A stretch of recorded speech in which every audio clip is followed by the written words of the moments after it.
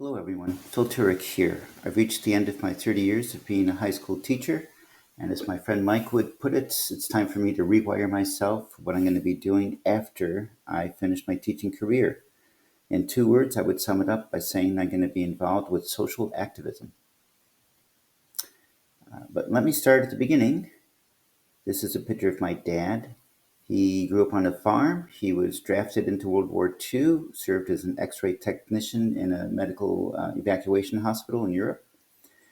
After the war, he came home, returned to the farm, and had three kids.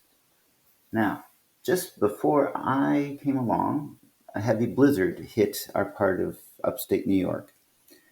On a Sunday morning, my mom went into labor, and my dad called up the county and asked them to open our road, our dirt road, so he could drive her to the hospital. And they said no. However, if he could get her to the state highway, which was about half a mile away, then the roads would be kept open for the remaining almost 18, 20 miles to get to the hospital. And the state highway was only about half a mile from our house. The snowdrifts were about 9 feet high. And my dad made up his mind and took a shovel and went out there and started digging through these 9 foot high snowdrifts. Word got out, and other farmers and neighbors came over with their shovels. Someone came by with a tractor with a plow on it, and they worked through it and then got the road open. So here's a couple of pictures from my birthday. I recognize John Eltzer in the photo, but I don't really know the other neighbors and farmers who came out to help. I recognize Ellen Mahoney's house in the background. And in the bottom picture, you can't even make out how high the snowbanks are, but those are my three older siblings in front of the family car, surrounded by walls of snow. So my dad didn't have to do that. Doctor did call up and offer to come by on the snowmobile and do the delivery on the kitchen table, but my dad just made up his mind. He really wanted me to be arriving in the hospital, and I was. I was delivered on a Sunday afternoon. And this story always stuck with me as a time when neighbors and farmers came together just to help out someone who persevered and wanted to do something, a good cause, a good deed. And I always wanted to do something for the community that would be uniting them to do some sort of a good deed. I grew up on that farm. Here I am with my puppy, and we both grew up. This is a picture taken about a week before I graduated from high school. I just finished a piano recital, and I'm holding up my International Young Musicians Certificate. Uh, and the girl there with me was a foreign exchange student named Regina from Brazil. She kind of inspired me to, learn the language, go down there. I attended her wedding. I've done 8 trips to Brazil. I've taken my wife down there. So I have friends down there. Earned a Bachelor of Arts in Physics from Cornell University. That's my mom in the middle. Became an aerospace engineer for most of the 1980s. Here's something I did while I was at McDonnell Douglas. I learned how to build an astrophotography tracking platform so that the camera would follow the stars. And I learned how to photograph with gas hyper technical pan 2415 black and white film. And then I learned how to develop the pictures and print the pictures in a darkroom. So this is one of my better photos. It's kind of beaten up print now, but it shows Halley's Comet passing near the heart of the Milky Way galaxy.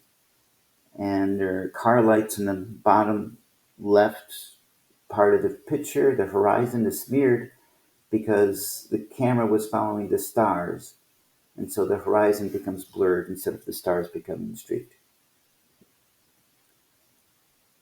I was around 31, almost 32 years old when, during a trip to Brazil, I was visiting my friends down there and went for a walk on this beach along the South Atlantic Ocean. And one of them turned to me and said, Phil, do something. And she was referring to I should try to make the world a better place. So I went back to my cubicle in aerospace and thought about that for a little bit. What could I do? Well, I decided that Mars would and the space program would be the tools I would try to use to make a difference. It didn't take long before six of us, including my congressman on the right in this photo, banded together to create a space society in Orange County. This is a drawing that a student over at Santa Ana High School produced for me that just outlines my whole concept in one drawing. And the idea is you start on Earth and you go out and explore the Earth, learn about the Earth and the people, and then the best teams go off to Mars and they learn about Mars, and then the best representatives from Mars go to Earth and share their findings and become mentors here. So that's a three-phase plan in a nutshell. It's evolved a little bit over the years, more like establishing a stable Martian civilization and a refined Martian government compared to what we have here. Uh, this drawing by Chris Butler for me shows astronauts on Mars searching for life. It has a mass-mounted site mounted on top of the rover design that Chris used in this drawing way back from 1992 or so. I also tinkered with using doubly synchronized intersecting orbits between low Earth orbit and the surface of the moon to create a space transportation architecture that uh, is powered really by recycling kinetic energy and momentum from one spacecraft to another. And with that, you can go from low Earth orbit to the surface of the moon and back to low Earth orbit without using a significant amount of rocket fuel, just sipping it instead of guzzling it. And it might still be considered promising, but the architecture, if you don't constrain it to an equatorial orbital plane, then it really has to deal with all the perturbations that go with inclined orbits. But it's still a promising thought, particularly if you're going to have a robust transportation network that has, let's say, 500 ships in transit at any one time. Here I am on the right with Rick Komerska. So I got involved with, and we're both members of the space group at this point. So back in before we came along, we as in Western civilization, this was a forest up in Kern River area. And in the 1800s, farmers bought the land and cut down the forest and turned it into farmland. And then in the 1990s, the Nature Conservancy bought the farmland, and volunteers like us went out there and replanted the forest to save an endangered bird species. And I imagine by now, more than 3 decades later, that forest must be looking pretty good. This is from my first year teaching at Santa Ana High School. And these are gifted and talented, limited English proficient chemistry students. That's a rarity. And I took them to Vandenberg Air Force Base for launches, California Science Museum. I took them to McDonnell Douglas, showed them the laboratory where I used to work. In my early 50s, I got married. One habit that I developed while teaching was to make cookies for my students, whether it was for the space settlement competition teams or the robotics club. Just about once a week, I'd bake a batch of Toll House chocolate chip cookies and bring them in. And that went on for years until finally the district said, no one's allowed to bring home cooked food to share with other students because who knows what's actually inside of it. So only teachers have been getting these cookies for the past couple of years, and my friends like John Takis. All right. Well, I am finishing my 30-year teaching career in about 3 days. Four if you want to count Friday. Much of my time will be just doing stuff around the house. So my wife has enough of a to-do list to keep me busy every day, full time for the rest of my life. Here, for example, in the front yard, we're working on removing roots from the tree that's behind me in the photo. And that's a project of digging up all this dirt, cutting all those roots, getting rid of them. It's just an example of the endless chores and activities, house cleaning, gardening, that will be filling up much of my life. We do plan to travel. We have a teardrop, and this photo is from this past winter break when we did a road trip up to Yellowstone. And Linda enjoys photographing wildlife and nature. So we had a fine time photographing the foxes, the coyotes, the wolves, the river otters, the bald eagles, and so forth. So we'll be doing a bit of traveling. I want to get back into doing astrophotography. This is the yurt where we ate our meals up at Yellowstone, and this moon up there. This is the piano I've had in my life for almost my entire life, and want to get back to practicing and playing the piano and enjoying doing some songs on it. Now that I have the time, I'd like to get re-involved with all the different space activities that are in the greater Los Angeles area. Lectures at the Jet Propulsion Lab or Northrop Grumman, sometimes at Boeing.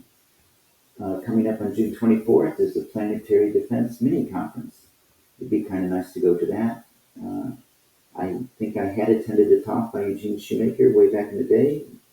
And we used to hang out with David Levy over at the University of Arizona a few decades ago.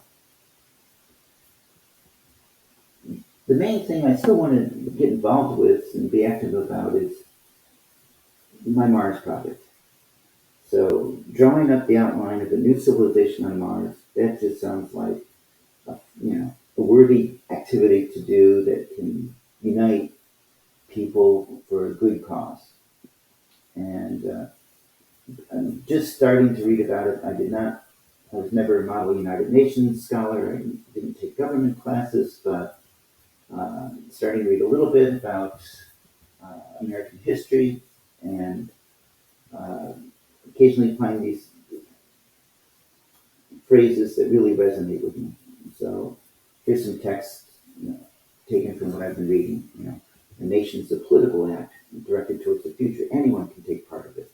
And minorities should be accommodated, not excluded. From William Penn, governments like clocks go from the motion that men give them. So if you have a bad government but good men put in charge of it, they'll fix the ills of the government. And if you have a good government but bad people get in power in the government, they can ruin the government. And so this ruined clock is trying to illustrate that concept. No, I'm not in the photo. This is a photo from the United Nations of world leaders at some event. I just like the quote that says, "It's the duty of government to protect the people." And you shouldn't let your private religious beliefs or your qualms about, how you feel about this minority or that cultural aspect interfere with your duty as a legislator to protect the people. You should not be attacking one minority based on whatever criteria you want to list. It's the duty of government to protect the people. And that means all the people served by the government. So for the Martian Society and government, every time the United States has set up a government, like after World War II with Germany or Japan, we never made it exactly like our own government. And I would say the same thing about a Martian government. So here's something that is just one of those many topics to think about. In our original Constitution, we were supposed to have so many representatives per, uh, I think, 70,000 people or so. One representative every 7,000 people. 110 years ago, Congress capped that because the size of the building was finite. And so there's only 435 representatives in Congress, House. If we tried to think of how well they represent you, here's this little tiny, grainy black and white image of you as far as the government goes. Everything is black and white. You're either Democrat or you're Republican. And there's no, even gray areas or details about you that really can emerge. If we change our voting methods a little bit, upgrade it to multi-member ranked choice, then you could be a little bit better identified as represented, I should say, in Congress. And if we actually went all the way back to the original specification of the Constitution, one representative every 70,000 people or whatever, this is, visually an illustration of just how well you would be emerged as an individual with your particular interest really being well represented in Congress. Of course, that's enough people to fill our two largest cruise ships, and that's without their staff. But we have the communication technology to do this that we didn't have back in the 1700s. So the Martian Society could certainly set up a representative government that's a little higher quality than what we currently have here in the United States. But I would think that the Martians could look at the good things that we've done and the not so good things that we've done and learn from both and make their own new mistakes. This is a relatively current image showing that the life expectancy in the United States is severely declining, particularly relative to other industrialized countries in the world. And there's in every category that you want to pick, we're doing not well compared to other countries. So we don't eat right, we don't exercise right, but we already knew that. We also have a severe opioid drug problem. We have gun violence among youth. That's a significant factor now for life expectancy. Even the fact that our country is physically larger than most other developed nations means we drive more on the road, so we have more car accidents, so that affects life expectancy as well. It's only when you get up to being in the 60s or older that people living in the United States, if they make it that far, tend to have a more comparable life expectancy. One of the things I hope the Martians can address is what I call the Heckler's veto. I didn't come up with that. An example recently is Amanda Gorman, who is the poet who read at the inauguration of President Biden a couple years ago. There was one parent in a school district in Florida recently who took issue with that being exposed to the students, and so the school district banned that poem. That's called the Heckler's veto, when just one person can uh, make a fuss and everyone just sort of caves into it. Now, you can, and I've shown a normal distribution curve here. And the example I use with my students is look, if I were to suggest that uh, the school day should be extended to be longer, there would certainly be students who would object to that. And if I said, well, okay, let's make the school day shorter, there would be students who would object to that. And if I said, okay, let's just keep the school day the same, there would be students who object to that. So it doesn't matter what the issue is or what the topic, it's just a normal distribution curve of human reactions and behaviors and choices that someone's always going to, be in favor of something and someone's always going to be opposed to the same thing. And the big question is, what does the majority want to do? Do they want to go with approval or disapproval? A heckler where one person can override the will of the majority, that's just a little extreme. And so I would hope that the Martians, instead of, being one person out of 330 million, as it is here in the United States, having such influence, I would hope that they would wait till like you're just one sigma from the mean. So that means like about 15% of the population, if they feel that, something should be banned or barred or discontinued, well, okay, then that's enough of a threshold that the majority should, respect that and seriously deflect, defer to that direction. But not just one parent. We have a current example in the United States of the parent skimming a book and saying, "Oh, I don't like this book," and having it banned in the school district. And musical plays are getting banned, books are getting banned.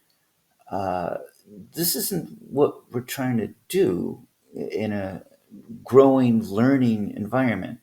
Learning environment is you feed different ideas and information into a growing mind, and they study it and they learn its strengths, they learn its weaknesses, they invent their own maybe purpose even from what they learn. And by artificially saying, "Oh no, you're going to just be programmed to think the way I want you to think," and that's going to lead to stagnation and decline. That's not something favorable. So I hope the Martians have a system in place that raises the threshold for hecklers. Another issue. So here in the United States, we put a lot of attention into who's running the country, particularly, who's president. And that's a civic duty. But so is jury duty, a civic duty in the United States. And we have totally different attitudes about these two aspects of our civic duties. Wouldn't it be nice if the Martians could figure out a way to like de-emphasize all the power grabbing and emphasis and money that goes flowing into the executive branch of the government and treat it more like, okay, this is our civic duty. If we get tapped to do it, then let's do the best job that we can. I mean, people who are impaneled on juries, you know, our initial reaction is to try to get out of it. But okay, for those of us who don't get out of it, it seems very much, I haven't served on a jury, but it seems very much that all the members there do their best effort to serve and do their civic duty. That's how the executive branch should um, be run, at least in terms of the attitude and the ethics. Right now in the United States, coming up over these next 2 years, we have an ethical question. Gee, can a president pardon themselves if they're in, federal prison? The answer should be no. And for that matter, they shouldn't be able to pardon any member of their immediate family. But it's not spelled out that clearly. The Constitution says, the president has the power to pardon. It doesn't list any exception based on family member or self. So that's something where I hope the Martians fill that little loophole.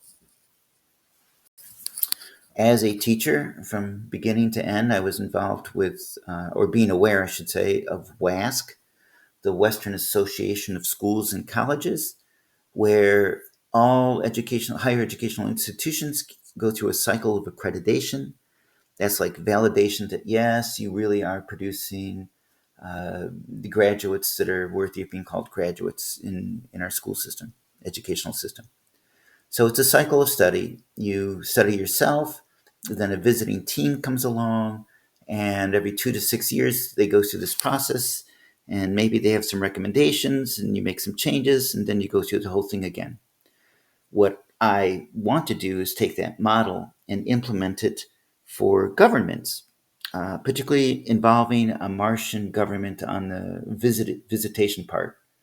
So trying to create a better civilization with a better government on Mars and having part of the deal, that third phase, where representatives of a Martian government, a Martian civilization, come here to Earth to visit, to mentor, to assess.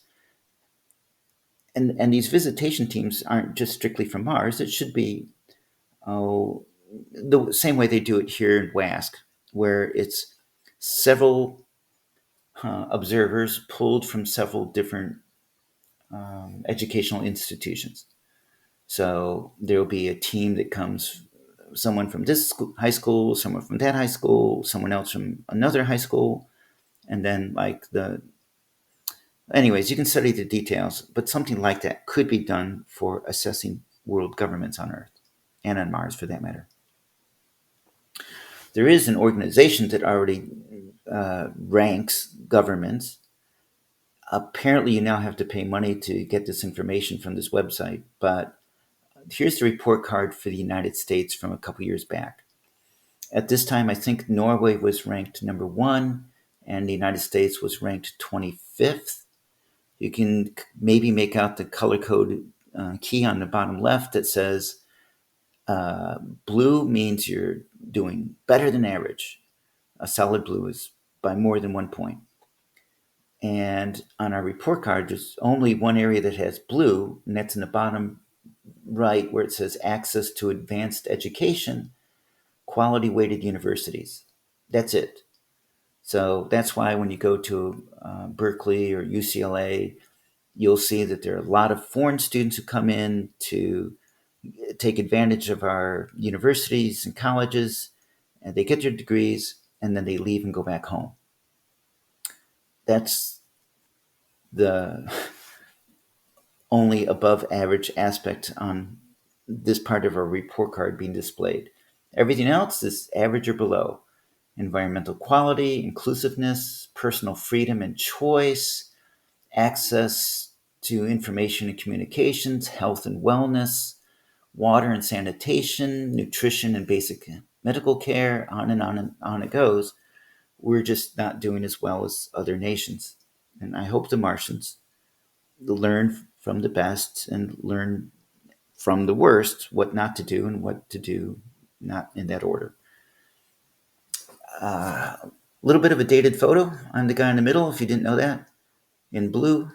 This is a group photo of our science department, but we're a very diverse group, and we work well together.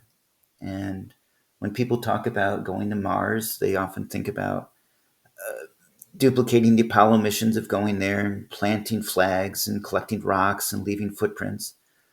But I'm trying to do phase 3, which is to bring representatives of a vibrant Martian civilization from Mars to Earth to be involved with helping us as we address the issues here at home. Okay, so this should be the end of my presentation, but I do have a little bonus that I'm going to share with you today. It turns out that here at the end of my teaching career, I have 2 teaching assistants, RJ Melo and Jonathan Claro. They both are in my math classes. They took the trouble to create a 1 minute long video that they hired some people to do. And it's very popular amongst my students right now. So I'm going to play this video as sort of like the bonus feature track that goes with this presentation. So please enjoy this farewell video put together by RJ and Jonathan.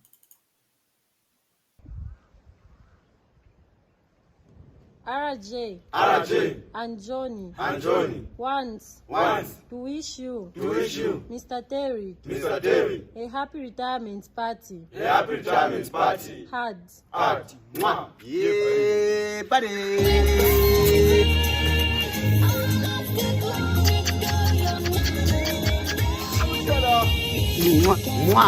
Yeah, buddy.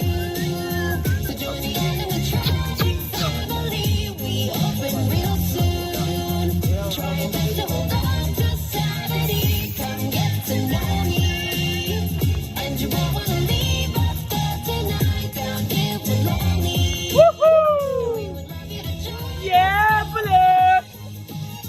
Wait. Mwah.